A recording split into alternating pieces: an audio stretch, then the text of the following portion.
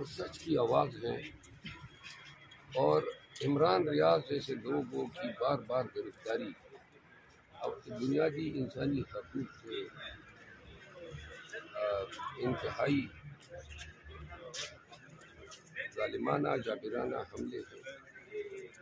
عمران ریاض نے کافی تکلیفیں اٹھائی ہیں جمہوریت کے لیے، انسانی حقوق کے لیے،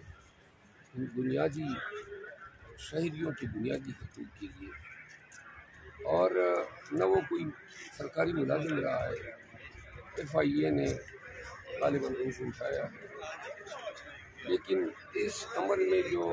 تقویت دینے والی بات ہے وہ یہ ہے کہ اس دفعہ ان کی گرفتاری فارمل کی گئی ہے اور وہ مسنگ پرسن کے زمرے میں نہیں آئے گا، تو لہٰذا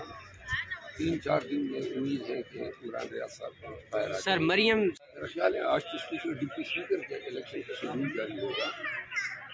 لیکن اجلاس آج ہے سر۔ ان خاتون سے یہی ہمارے خدشات ہیں، منتقم مزاج ہے۔ عمران ریاض پر بات ختم نہیں ہوگی، ہر اس شخص کو زندان میں ڈالا جائے گا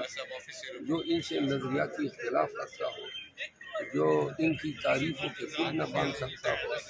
جو مینڈیٹ کی چوری پہ ان پہ تنقید کرتا ہو، اور یہ عوامل جو ہیں قانون کی حکمرانی اور بنیادی انسانی حقوق کے تحفظ میں پاکستان میں موجودہ دور میں سب سے بڑی رکاوٹ ہے۔ ہمیں خدشات ہیں کہ مریم نواز کے دور حکومت میں